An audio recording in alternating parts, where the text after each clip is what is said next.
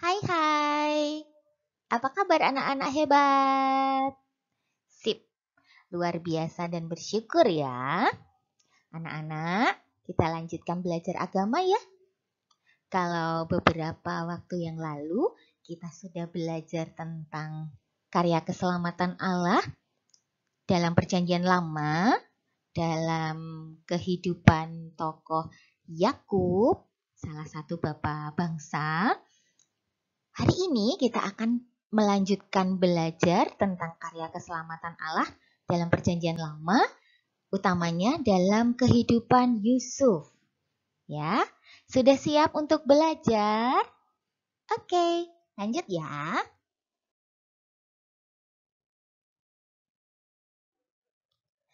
Anak-anak, belajar tentang kisah Yusuf tidak bisa kita lepaskan dari kisah Yakub. Masih ingat ceritanya? Ya, setelah berhasil mendapatkan berkat anak sulung, Yakub pergi meninggalkan ayah, ibu, dan kakaknya yang marah karena hak kesulungannya, berkatnya diambil oleh Yakub. Karena itu Yakub pergi dan tinggal bersama pamannya yang bernama Laban. Di sana Yakub bekerja menjadi seorang penggembala domba. Dan kemudian Yakub menikah dengan anak pamannya.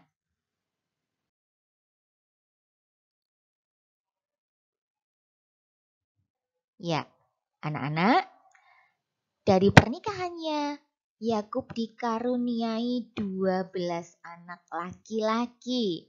Siapa saja mereka?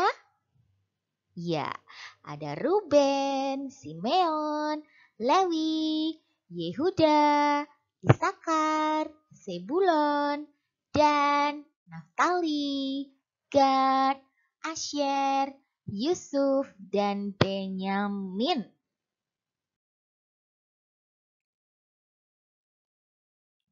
Yusuf adalah anak yang paling dikasihi oleh Yakub. Hal itu membuat saudara-saudaranya iri hati dan benci kepadanya. Kebencian itu makin bertambah ketika Yusuf menceritakan mimpi-mimpinya.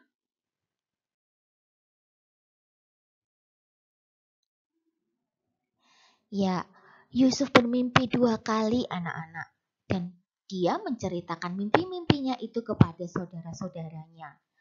Mimpi yang pertama, Yusuf melihat berkas-berkas gandum milik saudara-saudaranya tunduk menyembahnya. Dan mimpi yang kedua, Yusuf melihat matahari, bulan, dan 11 bintang sujud menyembahnya. Yusuf menceritakan mimpi-mimpinya itu kepada saudara-saudaranya. Dan itu membuat saudara-saudaranya marah anak-anak. Mengapa mereka marah? Karena kedua mimpi itu mempunyai arti yang sama, yaitu seluruh anggota keluarga Yusuf nantinya akan tunduk kepada Yusuf. Dan saudara-saudaranya tidak terima dengan hal itu. Sampai-sampai Yusuf pun dijuluki sebagai tukang mimpi. Nah, apa yang terjadi selanjutnya?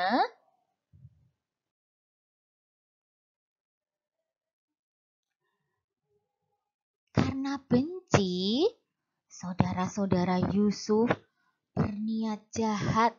Mereka berniat untuk membunuh Yusuf. Tetapi untungnya Ruben sebagai anak sulung mencegah pembunuhan itu. Maka setelah mereka bersepakat, mereka melemparkan Yusuf ke dalam sumur.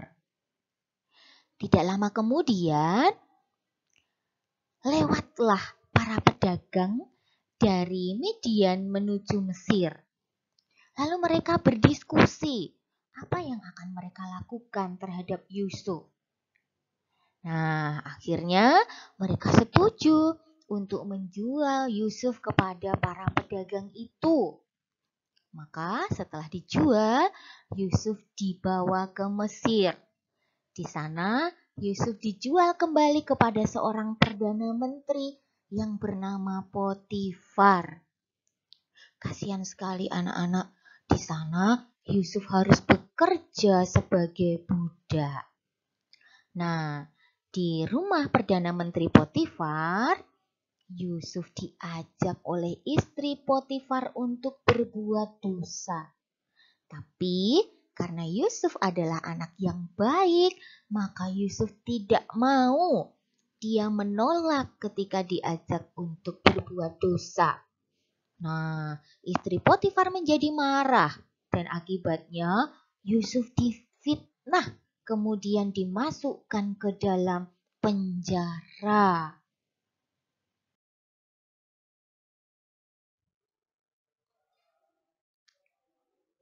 Nah, ketika Yusuf berada di dalam penjara, di istana Firaun bermimpi. Ketika sedang tidur, Firaun bermimpi. Dia melihat ada 7 ekor lembu gemuk muncul dari sungai Nil. Kemudian muncul pula 7 ekor lembu kurus. Tetapi anehnya, 7 ekor lembu kurus ini memakan ke-7 lembu gemuk itu sampai habis. Maka kemudian terbangunlah Firaun. Dia merasa mimpinya sangat aneh. Tapi kemudian dia tertidur kembali. Anehnya ketika Firaun tertidur kembali, lagi-lagi dia bermimpi. Dia melihat 7 bulir gandum berisi. Setelah itu muncul pula 7 bulir gandum kering dan layu yang memakan habis bulir gandum yang berisi. Kedua mimpi itu membuat Firaun gelisah anak-anak. Apalagi tidak satu pun juru tafsir mimpi di istana mampu menafsirkan mimpi itu.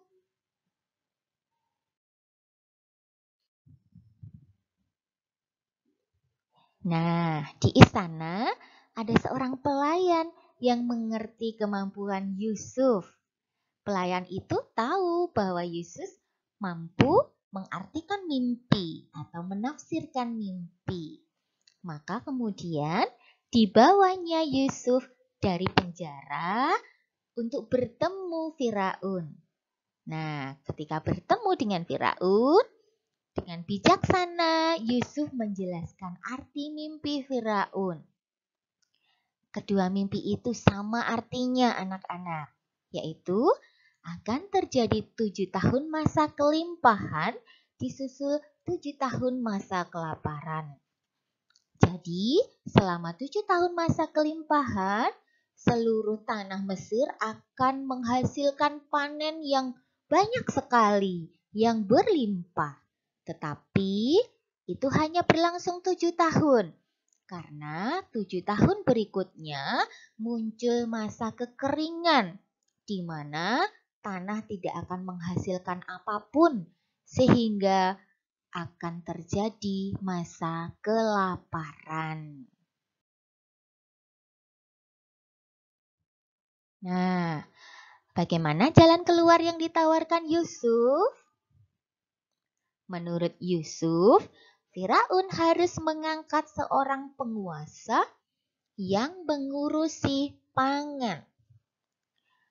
Tugas penguasa itu nantinya adalah mengumpulkan sebagian hasil panen pada masa kelimpahan untuk disimpan ke dalam lumbung sebagai persediaan pada masa kelaparan.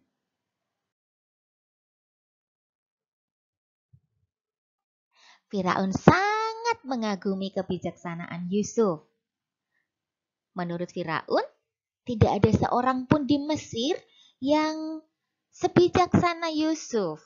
Oleh karena itu, Firaun mengangkat Yusuf menjadi penguasa di Mesir yang tugasnya mengurusi pangan. Kita lihat gambarnya anak-anak, itu adalah peristiwa ketika Yusuf diangkat menjadi seorang penguasa di Mesir.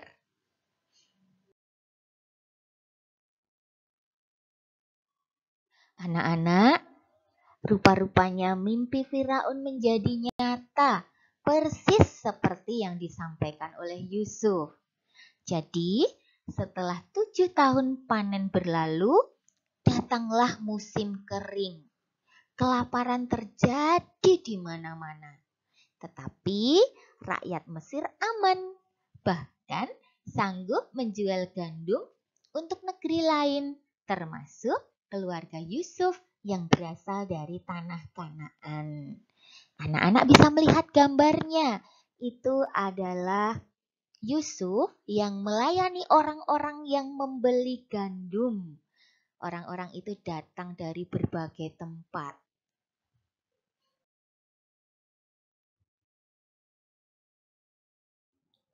Nah, dalam masa kelaparan itu, saudara-saudara Yusuf pun datang ke Mesir untuk membeli gandum. Mereka bertemu dengan Yusuf, tetapi mereka tidak mengenali Yusuf. Dengan penuh kasih sayang, Yusuf menjelaskan siapa dirinya dan memaafkan saudara-saudaranya yang telah berbuat jahat kepadanya. Wah, baik sekali Yusuf ya anak-anak ya. Meskipun sudah diperlakukan tidak baik, tetapi Yusuf tidak balas dendam. Yusuf justru memaafkan mereka yang sudah berbuat jahat kepadanya.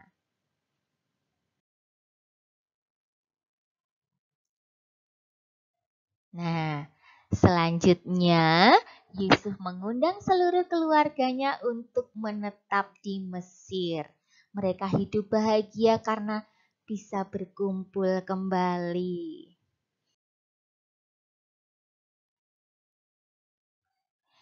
Dari semua yang sudah kita pelajari, anak-anak, ada pesan besar yang perlu ditegaskan, yaitu bahwa Allah itu setia.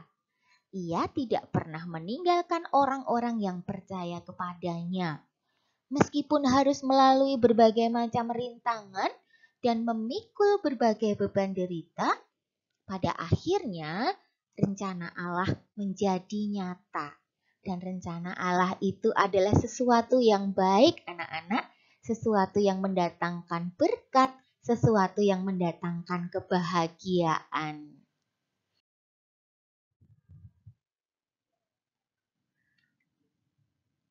Ada beberapa hal yang perlu kita ingat. Yusuf adalah teladan umat beriman.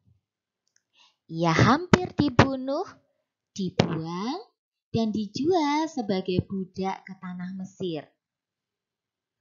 Imannya kepada Allah membuatnya tetap sabar dan menunjukkan kebijaksanaannya. Kesabaran dan kebijaksanaan Yusuf telah menjadikannya penguasa yang membantu menyelamatkan banyak orang. Nah, demikianlah cara Allah menyelamatkan para bapa bangsa Israel. Oke, anak-anak, setelah kita belajar tentang kisah Yusuf, maka sebagai pendalaman, silakan anak-anak kerjakan soal-soal berikut ini ya. Kerjakan pada selembar kertas folio bergaris dengan jawaban panjang. Ada 3 nomor. Yang pertama, sebutkan 3 penderitaan yang dialami Yusuf sebelum menjadi penguasa di Mesir. Kedua, apa makna penderitaan Yusuf? Dan yang ketiga, tuliskan 3 sikap Yusuf yang patut kita contoh dalam menghadapi penderitaan. Oke, jelas ya? Berikutnya, kalau anak-anak sudah selesai menjawab 3 soal tadi, untuk mengasah keterampilan anak-anak dalam bercerita, silakan anak-anak menceritakan secara tertulis pengalaman anak-anak menghadapi penderitaan pada kertas folio bergaris juga ya. boleh di bawah jawaban yang tadi. Skornya 100. Ayo semangat berjuang untuk mendapat skor 100 ya. Untuk itu, anak-anak harus memperhatikan kriteria penilaiannya. Ada 3 kriteria penilaian untuk tugas ini. Yang pertama adalah kelengkapan isi. Anak-anak mengungkapkan penderitaan yang pernah anak-anak alami, perasaan anak-anak ketika mengalami penderitaan itu, dan sikap atau tindakan yang anak-anak ambil dalam menghadapi penderitaan. Kemudian kriteria yang kedua, kejelasan tulisan. Tuliskan dengan jelas, ya. Dan kriteria yang ketiga adalah kerapian tulisan. Anak-anak, menurut ahli grafologi, kejelasan tulisan, kerapian tulisan, bahkan bentuk huruf itu bisa berpengaruh pada perkembangan karakter seseorang loh anak-anak. Jadi, yuk kita manfaatkan kesempatan ini sambil mengerjakan tugas, sambil kita terapi untuk diri kita sendiri. Semoga tulisan kita menjadi lebih jelas, lebih rapi, hurufnya juga lebih baik. Dan semoga dengan demikian perkembangan karakter kita juga semakin nampak ya anak-anak.